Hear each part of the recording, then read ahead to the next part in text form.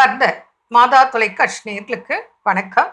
இன்றைய நிகழ்ச்சியில் ரொம்ப உடல் மெலிந்து அண்டர் வெயிட்டில் இருக்கிற குழந்தைகளுக்கும் ஒபிசிட்டி உள்ள உடல் பருமனான பசங்களுக்கும் என்ன செய்யணும் அப்படிங்கிறத நம்ம பார்க்கலாம். அண்டர் வெயிட் அப்படின்னா இந்த ஞாபக மருத்துக்கு நம்ம சொன்னோம், கீரை நீக்க சொல்லிக்க. அது மாத்திரம் இல்ல, நிறைய நட்ஸ் சீட்ஸ், அது இல்லாம நம்மளே நிறைய ஃபுட் ப்ராடக்ட் இப்போ ரெடி பண்ணி தரோம். அதெல்லாம் அவங்க கஞ்சி போல செய்து பால் செய்யலாம், தேங்காய் பால் கொடுக்கலாம், மில்க் ஷேக் மாதிரி பண்ணி கொடுக்கலாம். ட்ரை ஃப்ரூட் மில்க் ஷேக்லயும் இந்த பவுடர் சேர்த்து ஆட் பண்ணி கொடுக்கறதுல சொல்லித்தரோம். அதே போல இப்போ அண்டர் வெயிட்டுக்கு நம்ம அந்த குழந்தைங்களுக்கு என்ன செய்யலாம் அப்படிங்கறத சொல்லுங்க. கண்டிப்பா. பொதுவா குழந்தைங்க ரொம்ப அண்டர் வெயிட்டா இருக்காங்க அப்படின்னா அதுக்கு சில ரீசன்ஸ், முக்கியமான ரீசன் என்ன அப்படின்னா குழந்தைங்க சரியா சாப்பிடாது. அப்ப சிலர் சொல்லுவாங்க, இல்ல மேடம் குழந்தை நல்லா சாப்பிடும் அப்படிம்பாங்க. அப்ப மெட்டபாலிக் டிஃபெக்ட் இருக்கா அப்படின்றத பாக்கணும்.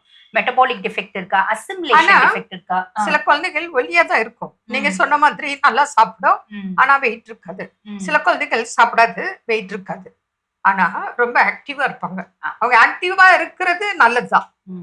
அதனால இப்போ அவங்களுக்கு வெயிட் போடணும், அதுக்கு உண்டானதான் நம்ம சொல்லணும். கண்டிப்பா வெயிட் போடணும் அப்படின்னாலே நீங்க முதல்ல என்ன காரணம் அப்படின்றது கண்டுபிடிங்க. உங்களுக்கு காரணம் கண்டுபிடிக்க தெரியல அப்படின்னா டாக்டர்ஸ் கிட்ட வாங்க, அவங்க கண்டுபிடிச்சிடுவாங்க என்ன காரணத்தினால குழந்தைங்க பாத்தீங்கன்னா ரொம்ப ஒல்லியா இருக்கும். சில குழந்தை ரொம்ப ஓவர்லோட் ஆஃப் வார்ம்ஸ் இருக்கும், டிவார்மிங் பண்ணணும். குழந்தைங்க ஒல்லியா இருக்கு அப்படின்னாலே ஃபர்ஸ்ட் மெயின் லைன் ட்ரீட்மெண்ட் என்ன அப்படின்னா டிவார்மிங் பண்ணணும். இல்ல மேடம் அவங்க ஸ்கூல்ல மாசம் வார்ம்கான டேப்லெட் கொடுக்குறாங்க, அப்படியும் குழந்தை ஒல்லியா இருக்கு அப்படின்னா தான் பிள்ளை அசிமிலேஷன் டிஃபெக்ட் இருக்கா அப்படின்னு பார்க்கணும். சரி, இப்ப நீங்க காரணத்தை கண்டுபிடிச்சிட்டீங்க.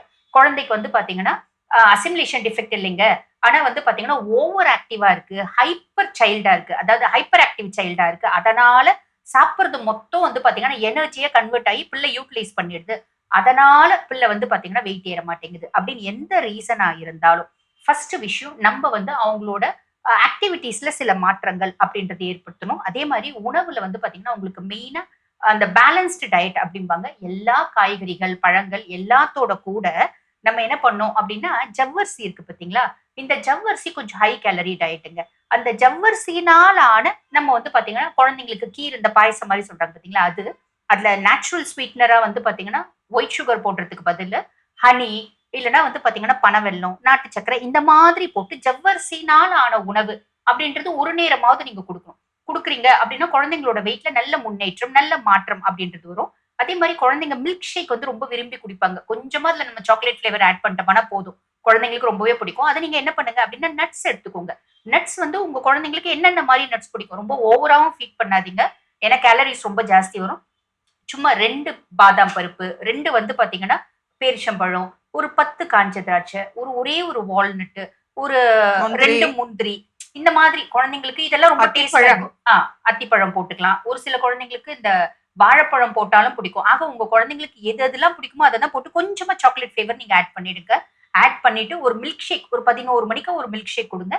இதுவே உங்க குழந்தையோட வெயிட்டை இன்க்ரீஸ் பண்ணும். அட் த சேம் டைம் போதுமான நியூட்ரியன்ஸும் கிடைக்கும். இந்த மாதிரி எல்லா நட்ஸும் நம்ம சேர்த்தும் போது இதுல விதைகளும் போட்டுக்கலாம். பூசணி விதை, அதே மாதிரி பாத்தீங்கன்னா சியா சீட்ஸ், ஃபிளாக் சீட்ஸ் கொஞ்சமா வாங்கி வறுத்து வச்சுக்கோங்க, அது ஒரு 1/4 டீஸ்பூன் போட்டுக்கலாம். இந்த மாதிரி நிறைய நம்ம ஃபோக்கஸ் பண்ணி கொடுக்கும்போது குழந்தைங்களோட வெயிட் இன்க்ரீஸ் ஆகுங்க. அதே மாதிரி டெய்லி ஒரு எக் கொடுத்துக்கோங்க.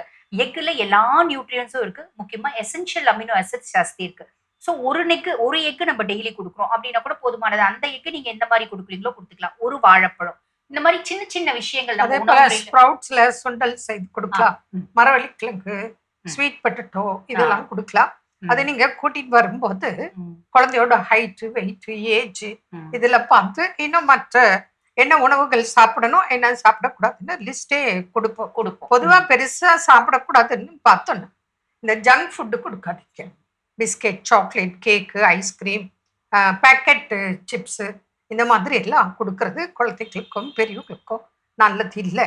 நீங்க எதுவாக இருந்தாலும் வீட்லயே நிறைய செய்து கொடுக்கும் முறைகள் நாங்கள் லிஸ்ட் கொடுக்குறோம். அது பிரகாரம் கொடுத்தீங்கன்னா அண்டர் வெயிட்ல இருக்கிற குழந்தைகள் படிப்படியாக வெயிட் இன்க்ரீஸ் ஆகும். அதுக்கு வேண்டியான ஃபுட்டு சப்ளிமெண்ட்ரியும் நாங்கள் கொடுக்குறோம். அதெல்லாம் கொடுக்கும்போது நிச்சயமாக உங்களுக்கு எவ்ரி மந்த்து ரிசல்ட் கிடைக்கும். மீண்டும் நாளைக்கு சந்திப்போம். நன்றி. அன்னை மரியே வாழ்க.